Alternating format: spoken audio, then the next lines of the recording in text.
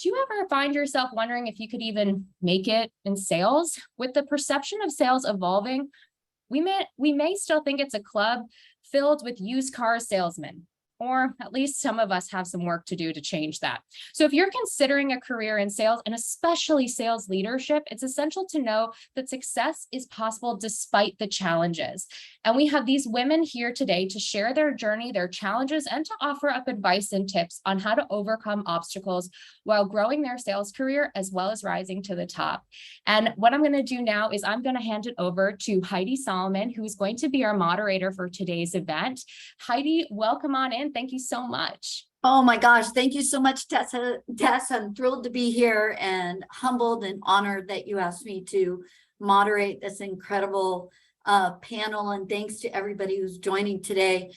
We had almost 350 people register for this webinar, and what we were talking about earlier is that that means that this is a subject that's important, and it's a subject that is resonating. And so we're going to have a hard-hitting conversation about women in sales and what it takes to have a successful career in sales and navigate through what is still today a predominantly male-dominated culture. It's changing. We're making some progress, but we still have a long way to go. So I'm Heidi Solomon-Orlick. I am a Senior Vice President of Arise Virtual Solutions, and I'm also the founder and CEO of GirlzWhoSell.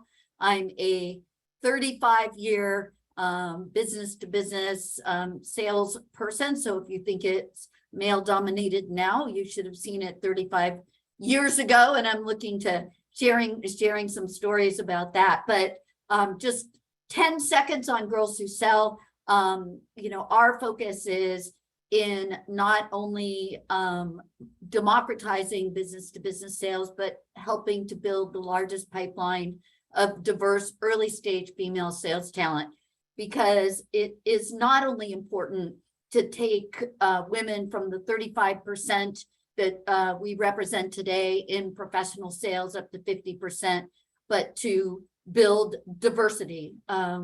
Diversity and representation matter. So we're going to talk a lot about that today, about what companies can do, not only to add women into their sales teams, but to increase the percent of diversity, which ultimately ends up improving overall performance. And just a plug, Arise Virtual Solutions is hiring. I dropped it in there. We have BDM roles that are available. We're building a mid-market sales director team. So if that's something that's interesting to you, feel free to reach out. Okay, enough from me. We have this incredible panel today that I'm super excited. I'm going to kick it off and go around the room and have them introduce themselves, talk a little bit about their sales journey. So Shawanda, why don't we kick it off with you? All right. Well, welcome, everyone. I am Shawanda Roberts. I am a Global Vice President of Sales and Marketing Activation here at Frost & Sullivan. I have been in sales pretty much all my life. However, I got into B2B sales about 16 years ago from a referral from one of my good friends that said, you should look into this. And so I came on over and, really didn't know what the future held for me in sales. But now I find myself in leadership and absolutely love what I do. And so I am still rocking and rolling in the sales industry. And, my whole goal is to really inspire, inform, and impact everyone that I come in touch with. So that's me. Nice to meet all of you. Should I kick it over to someone? Let me kick it over to Jill, because she's my next spot over here. Thank you. Hi, everybody. Jill Bruno here. I am the SDR leader at RocketReach, who is our sponsor for today with Sales Hacker. I manage our inbound team and our outbound team, and I have the typical, I was a misfit. I didn't know what to do with my life, my career, and I was referred an SDR role years ago. And at the time, I remember thinking to myself, I will do anything other than what my job is today, which required me to clean cars and chauffeur people around. It wasn't for me. So I fell into the role. I found out how competitive I became with others because I really wanted to do my best and book as many meetings as possible. And I really fell in love with leadership. I always knew that was my path. Never wanted to be an AE or a closer. My whole heart is in the SDR role. So I'm really excited to be here with everybody and to be a part of the conversation. All right, so I will go with who is next to me, and it is Cherilynn. You're on mute. Thank you so much. I'm Cherilynn Castleman, and I have been in sales since before Girl Scout cookies were 50 cents a box. So if you're counting, that is a long, long time. And like Heidi, this is all that I've ever done is sales. And so as a result, I have over 30 years of experience as a Fortune 500 global sales executive. And I have a dream, I have a vision that I want to see 1 million women of color by 2030 sit at the table of their dreams. And by the table of their dreams, I mean, whether you want to sit at the C-suite table, sales leadership, sales leaderboard, or your own entrepreneurial table. The problem is that so many of these women like me lack access and the financial fluency to get there. So that's why I coach and train Black and brown women to be too good to be ignored. And that's why I'm here today to help share my message and what I've discovered in my career. I'm the managing partner and executive coach for CGI, a premier executive sales coaching firm. I'm also the chief learning officer for the National Association of Women Sales Professionals. And I know they're going to drop the link in later. If you're looking to join a group of women, we have over 30,000 members. And again, it's the National Association of Women Sales Professionals, NAWSP. Thank you. And with that, I think I'm actually going to turn it over back to Heidi. Actually, Mary, I think. Mary, I'm sorry, Mary Browning, my apologies. That's okay. Mary. No worries. No worries. Thanks, Cherilynn. I got goosebumps when I met you the other day and got goosebumps again. Thanks so much for sharing. Hello, hello, Mary Browning. I'm so happy to be here. I am currently a sales manager at 15.5. I have about 10 years experience in sales management. That's leading either sales development reps or account executives. When I look at my career, I'm a very big believer in doing the work and then helping to lead others that do the work. So before going into leadership, I was an SDR, I was an account executive. It was really my admiration for the sales profession that drove me to pursue a career in sales leadership. I started at an organization where I was really surrounded by sales. It was a company out here in Indianapolis that did outsource sales development for tech companies. And over my last 4 years, I've been in SaaS organizations leading sales development and account executive teams. My story is likely very relevant, I hope in a couple different ways, but very relevant for any SDR leaders who are considering the jump to full sales cycle leadership. I had people tell me that I may not do a good job in that, but I took the jump anyway. So hope to share my story to help other women who may be sharing the same feeling the same way today. Back to you, Heidi.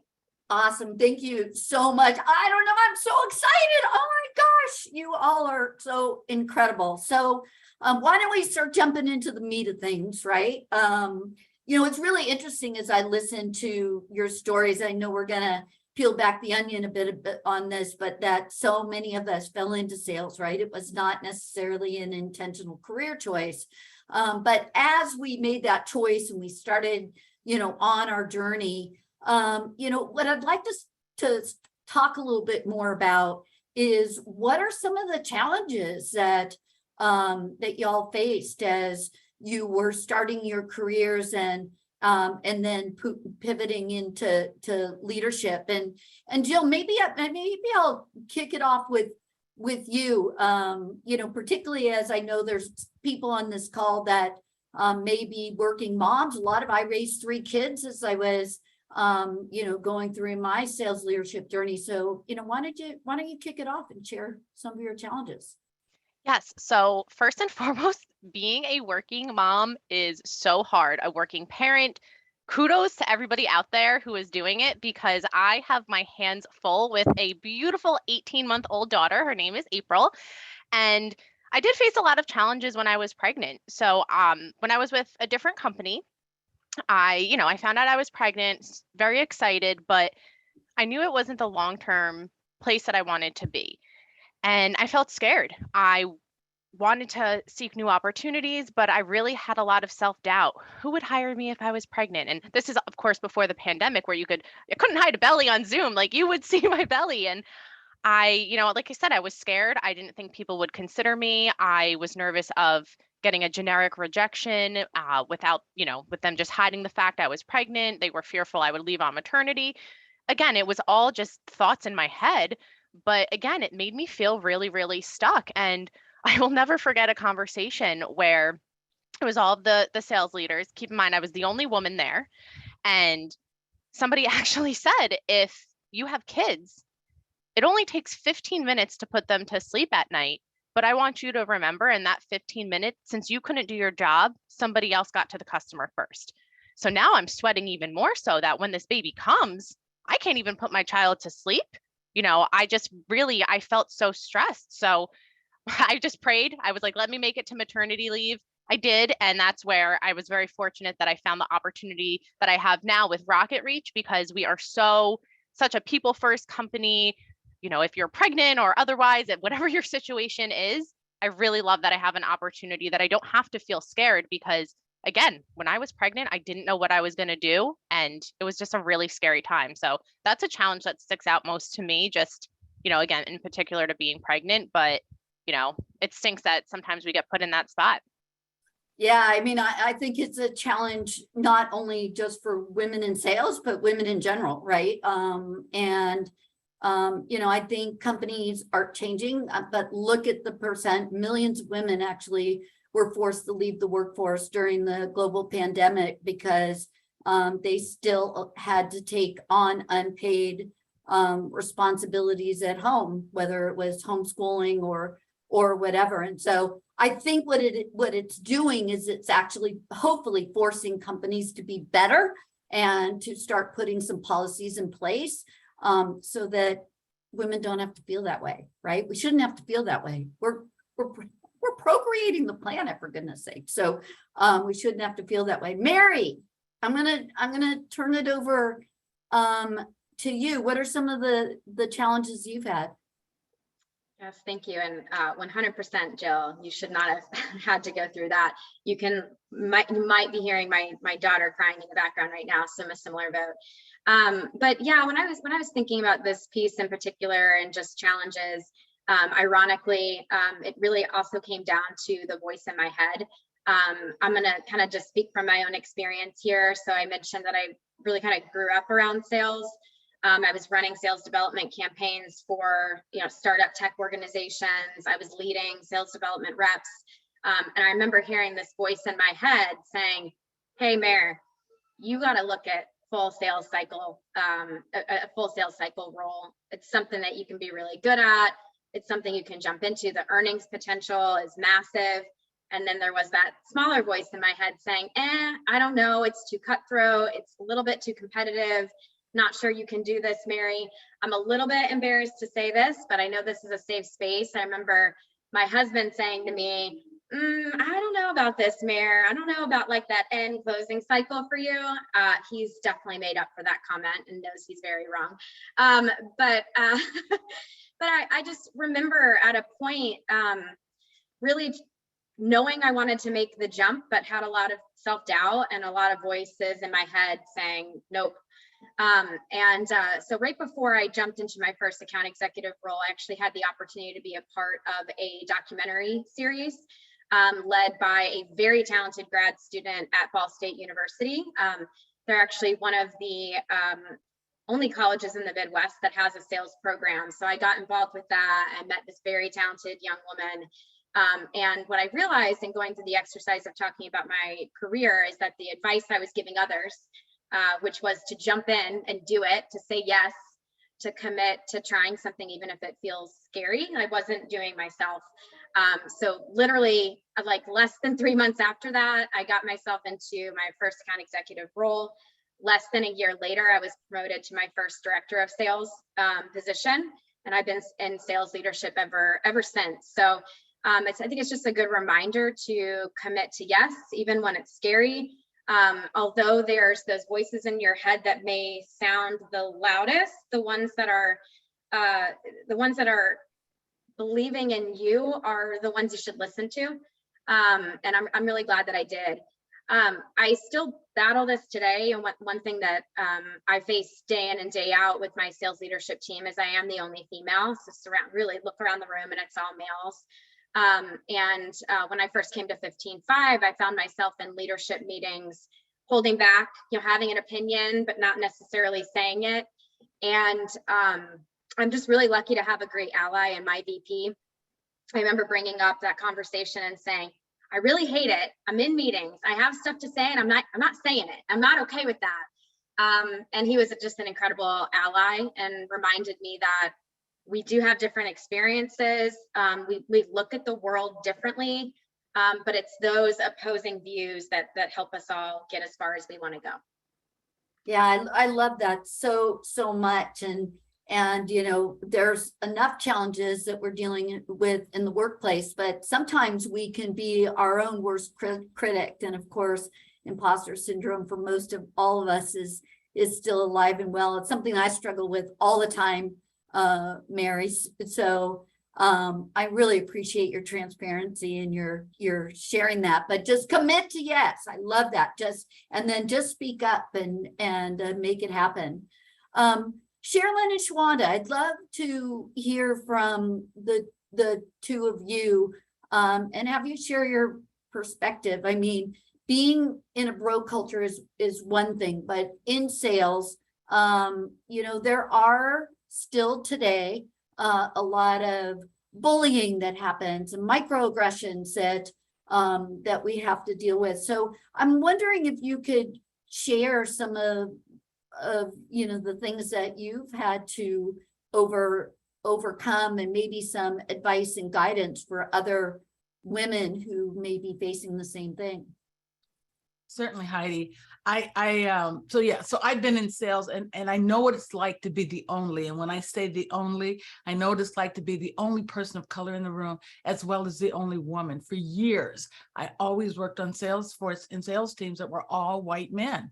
And I remember once sitting, I was in a leadership role and I was sitting with one of my colleagues and we'd worked together for years, and we're sitting at a sales kickoff with, and so there's 5 white guys and me there. And each of the guys is bragging about what college their children are applying to. And the guy sitting next to me, I'll just call him Mike. And Mike goes, okay, Joe, what college are your kids going to apply to? And Jeff, what college are your kids going to apply to?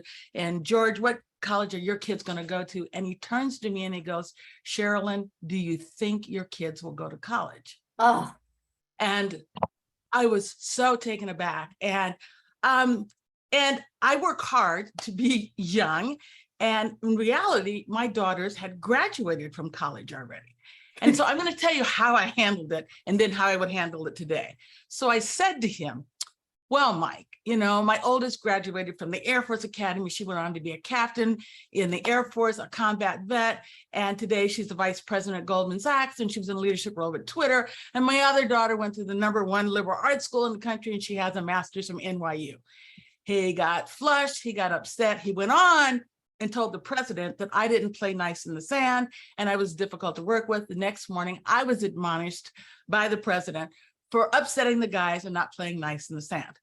That's how I handled it. I will tell you, it made me feel good, but it wasn't the best way to handle it. There's a great book out called Just Work, and it gives tips on how to handle microaggressions, bullying, and prejudice. And what the author says is that you should use I statements when there's a microaggression. And what you want to do is you want to promote growth. So I had an opportunity to pull him aside and use an I statement, something like, I'm really uncomfortable about what you said. Can you tell me more about what your meaning was? And had used that as a growth opportunity. What I did was I gave him the opportunity to have another microaggression with the next Black or brown person who was talking about kids going to college. So what I'm going to say is, if there's a microaggression, there's a couple of things. I use an acronym SOAR. So the first one is safe. Make sure it's a safe place to challenge somebody. The next one is think about your outcome. I have to work with this guy every day. My outcome was to build a relationship. The next one is, in addition to that, is argument. Is this going to just result in an argument, or is there an opportunity for learning? And I really believe there was an opportunity for growth. And the final one is, what kind of relationship do I want for R? So remember, is it safe? What is the outcome? What is it just going to result in an argument? And what kind of relationship? And finally, just know it's not true. So if there's a microaggression, just stop and just say, I don't have to accept it. I don't have to accept that you don't believe that Black and brown children go to college. I'm not going to internalize it. I'm just going to take a deep breath. And that's what I wish I had done.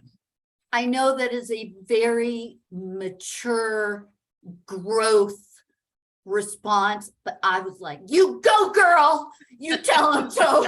I'm sorry, that was my but it's glad that you learn, and you're absolutely right, and that's the right thing. But I got to tell you, I did have a moment of right, but the outcome wasn't what I wanted. I didn't want, the president saying to me, "You're not playing nice in the sand." I didn't get promoted when the guys got promoted, and part of it was they were saying, "You're not," I wasn't being a leader, and I slammed him in front of his peers, and that didn't. Yeah. So you're right. It was, it was a growth moment for me. Thank you, though. I appreciate that. Thanks, Heidi. Shawanda, I'm going to turn it over.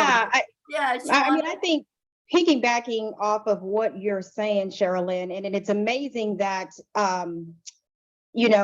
we get called out for it, but if it was vice versa, it would go as nothing happened. Everything would be hunky-dory.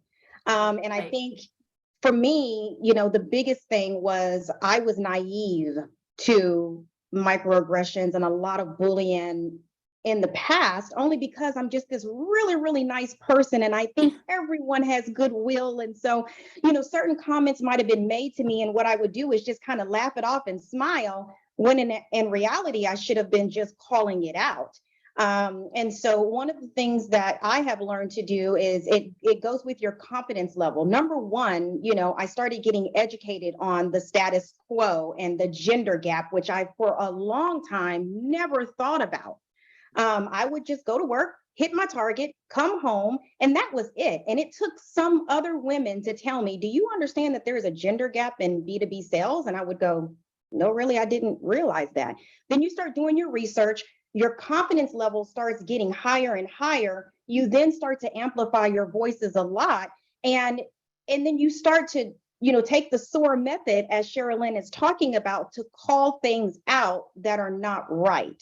And so one of the stories that I have to tell is, I was in working with a higher partner in a company, and he had a disagreement with me. And so he decided to blast this email to several people with me on it, really kind of talking down to me.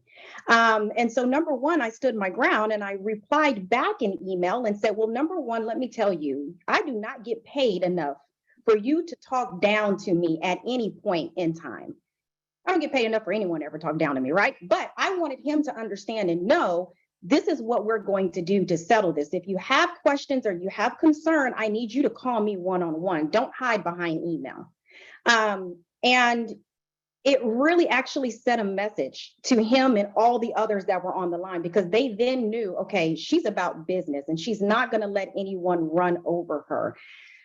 I've never had any more problems with that particular person or anyone else in the company, because I think I stood my ground to let them know this is the way that we are going to communicate. If we have issues with each other, pick up the phone and let's talk about it, right? We don't need to hide behind email. We don't need to because of course we all know that email can put off a different vibe, especially if you're writing in all caps or it can put off a different vibe than what you really mean. And so I want that person to see me face to face or either on Zoom so we can see each other's facial expressions. We can talk things out. We can come up with solutions and not just complain, but yet have no solution behind it. So that is kind of the way that I have handled those. And also just, again, just strictly calling it out. So I know a lot of you all, a lot of these companies have President's Club and Chairman's Club dinners. And, there's always a gift that's going to be given. Well, you know what? That gift needs to be gender neutral, right? We don't need to all have a golf kit, for your gift for President's Club when you got half of the people in President's Club are women. And it's calling things out Or like that. more. Hey, guys, 75% are women. absolutely. And so it's kind of like, we do outperform our male counterparts. absolutely. And sometimes it's 100%. How about that? We're going to make it 100% by 2030, like Cherilynn says.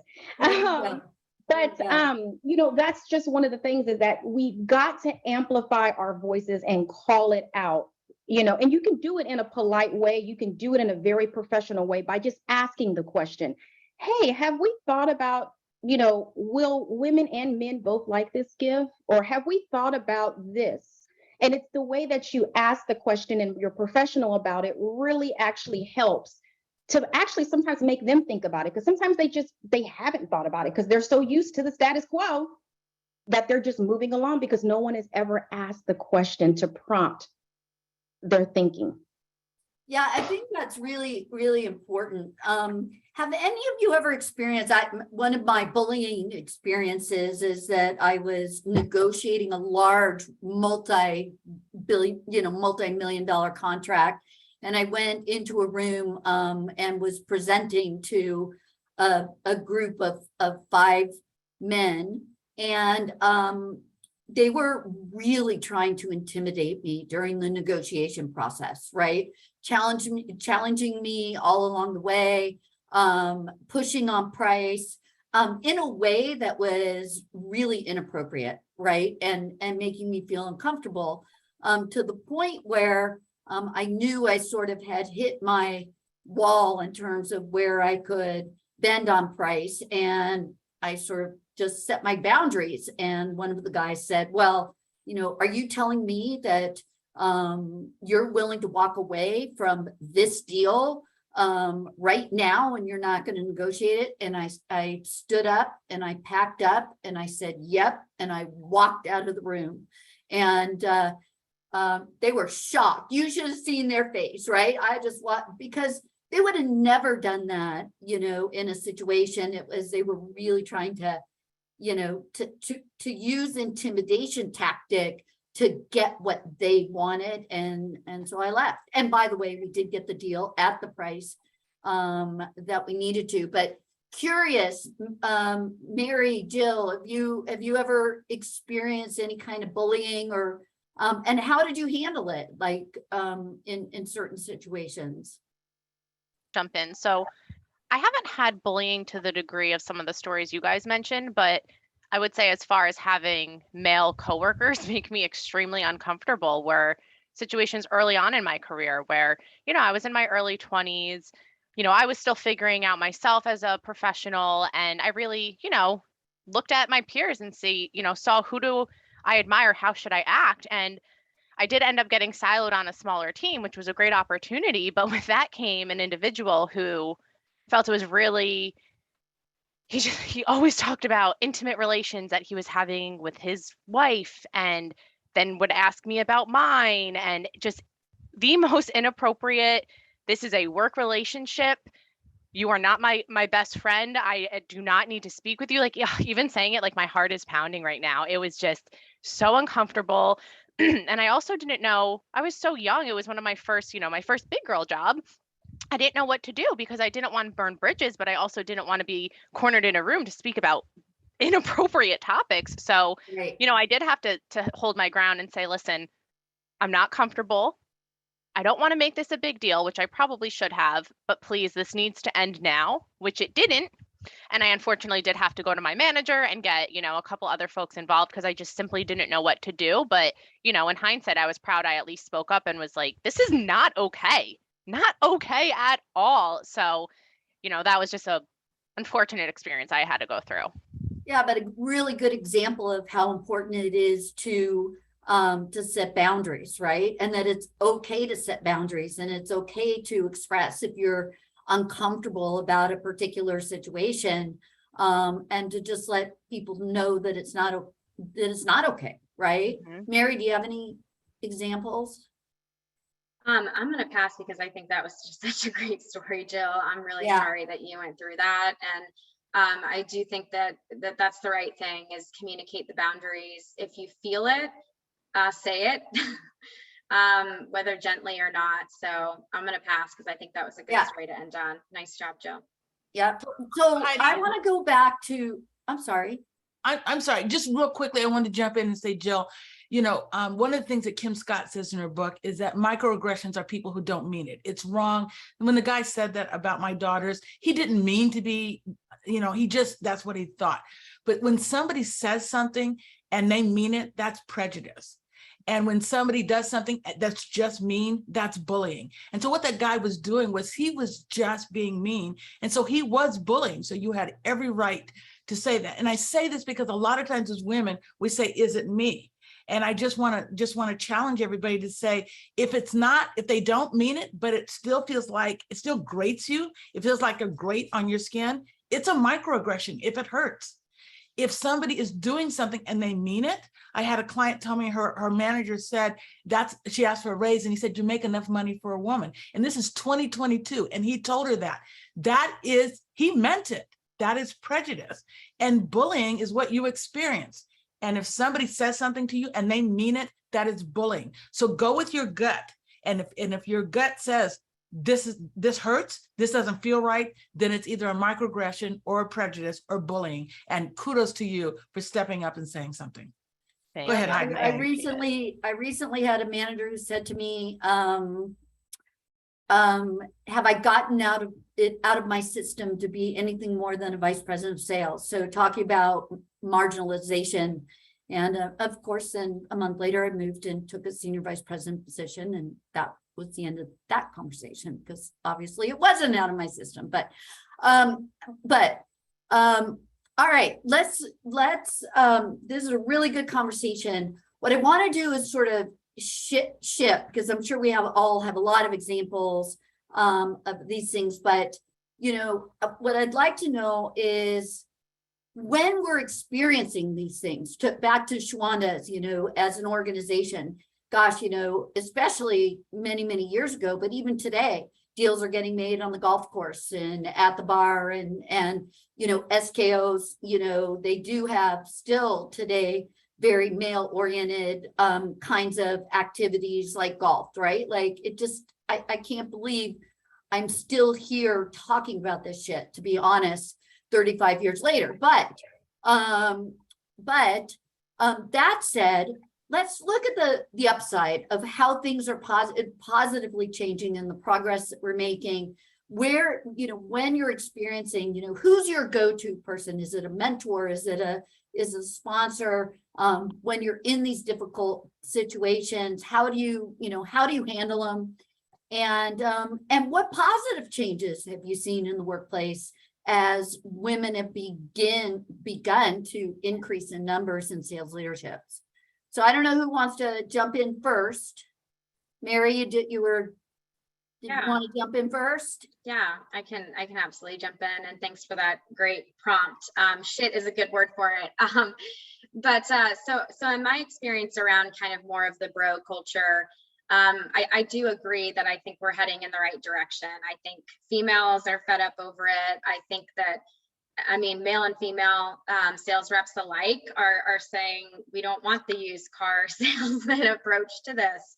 And I think buyers are mindful of it as well. And so I think there's still a very big opportunity to continue to educate and also amplify just our voices around this. The area that I think is extremely important for us to look at when we just think about the trajectory that salespeople take from, you know, jumping into a sales role, to many of you who've said, you know, I've got 20, 30 years experience in sales, is really at the beginning. And so when I look at the jump from sales development to account executive, I think that is one area where we lose a lot of women. I think that they similar to myself, they have a dream to be in sales. They've got, you know, goals in terms of earning potential the opportunity to really empower themselves, and they get into their first year.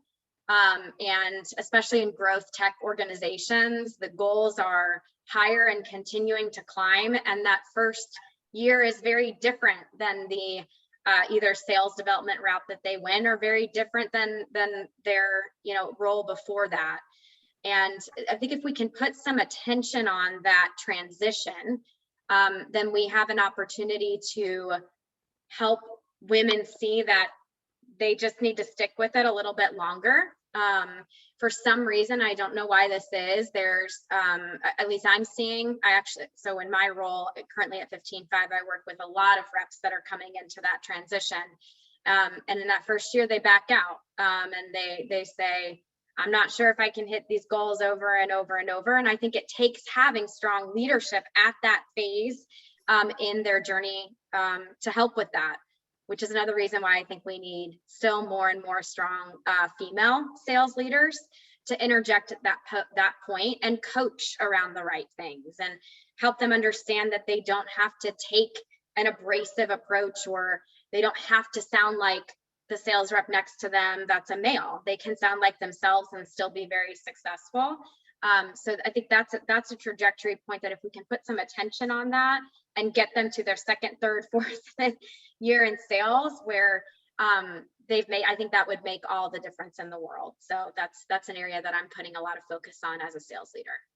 Yeah, I think that's really great. I love that. And I think, representation is so important. And I say quite frequently, you can't be what you can't see. So as, young women who are coming into sales, as they see other women, moving into sales leadership and providing that mentorship, sponsorship training is really important. Also, women in sales leadership tend to be hyper-focused on diversity and diversity hiring, and we tend to hire women, right? So I think that just by virtue of that, it's going to hopefully perpetuate, continued progress in terms of bringing more leadership into the fold. But anyone else want to jump in and Take a add stab. Yeah, I'll take a stab at that. I do think that there is progress being made, but we have a long way to go. I will also say the companies that I see the progress being made at is those that have women that are amplifying their voices and telling them what they want, as well as those that have a lot of male advocates that understand the gender gap and know that, they need to be treating everyone equally. If your company does not know that and you don't have any advocates at that company, most likely you are going to continue to go through these challenges until you try to become that change agent by starting to voice your concerns and your thoughts. And then guess what? Back it up with data, because there is research out there galore that they can't argue over. It's out there. And so you can bring these things up, you can talk about it, you can continue to educate, other women in your organization as well as men in your organization about the gender gap and changing the status quo and amplify those voices.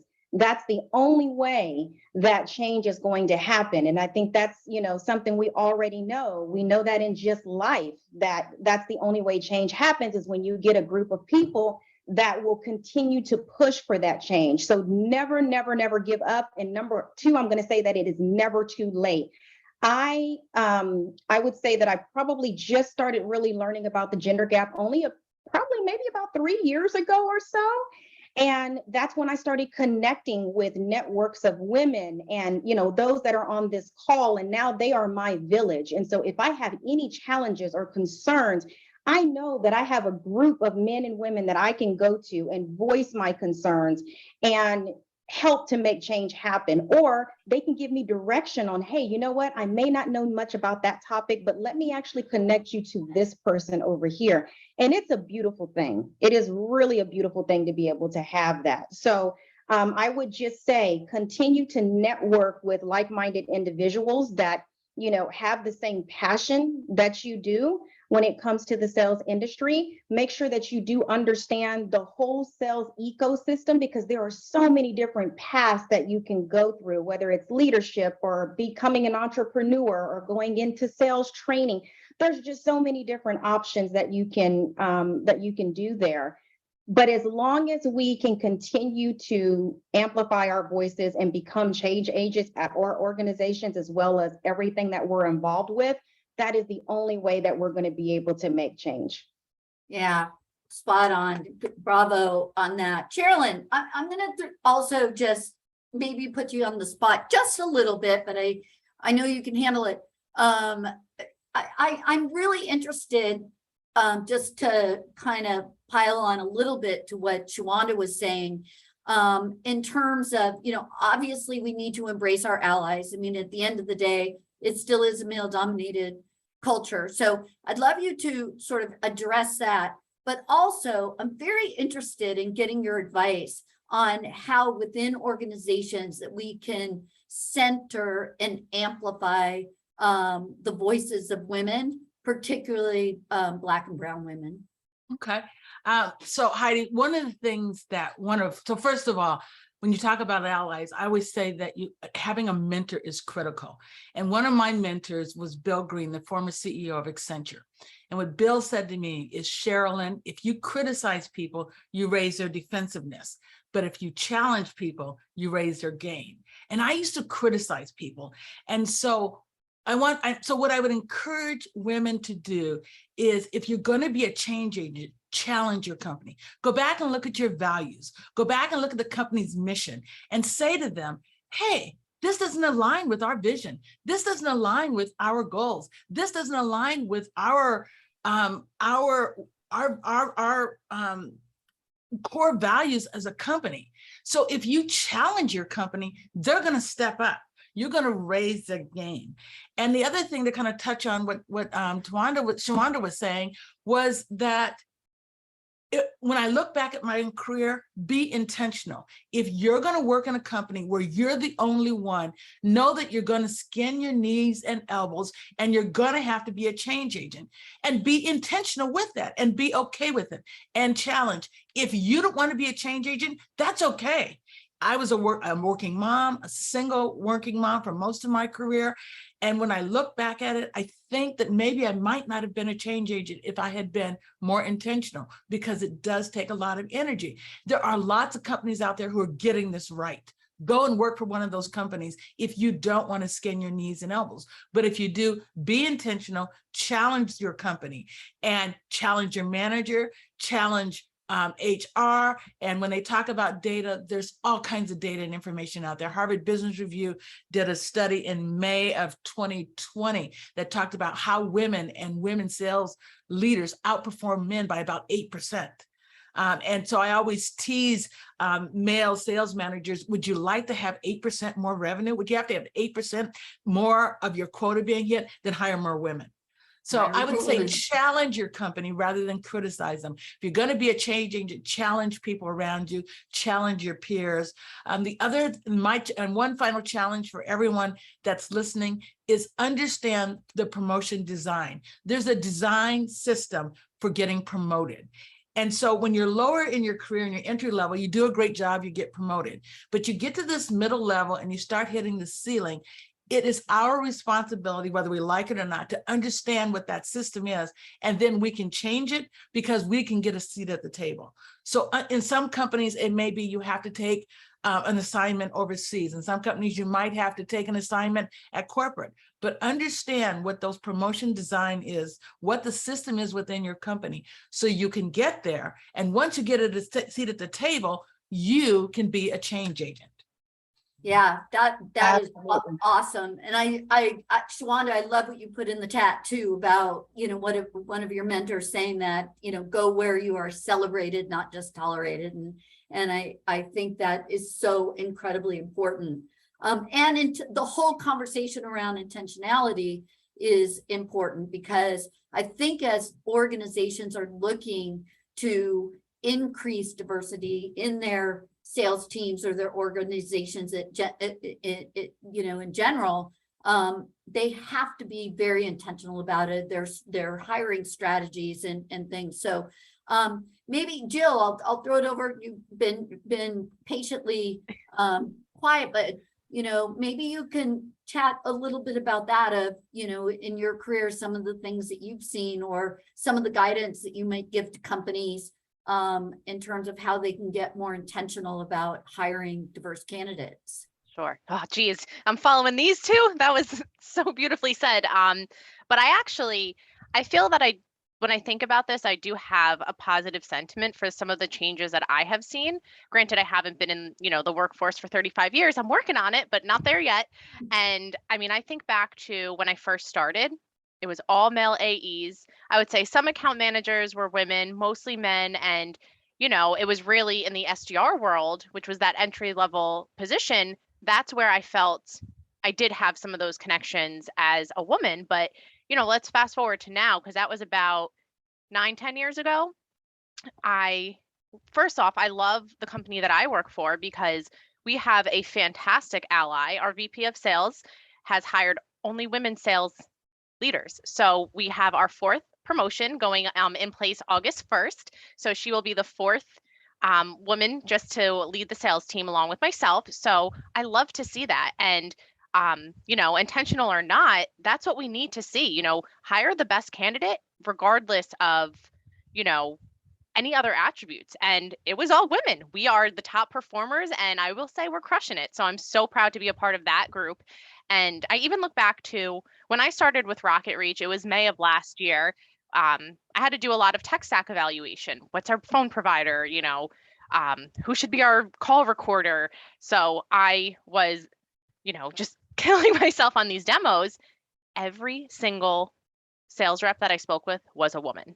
And there was so much diversity. So I loved it. And I was the person to jump on a demo and be like, hell yeah, these are good. I would just get so pumped because it was very enlightening to see that, I am seeing small changes. We have a long way to go, but I feel hopeful that we are headed in the right direction.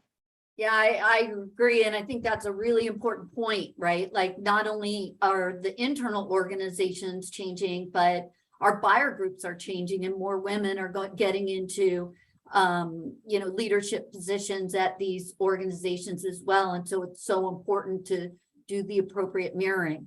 All right, this went so fast, but I'm just going to do a really quick and if you can, reel your career back, and I know we're all at different places and a number of years in our career, and give yourself one piece of advice of something that you might do differently.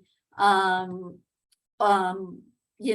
you could do a do-over, what would it be? And I guess, Shawanda, I'll just start with you.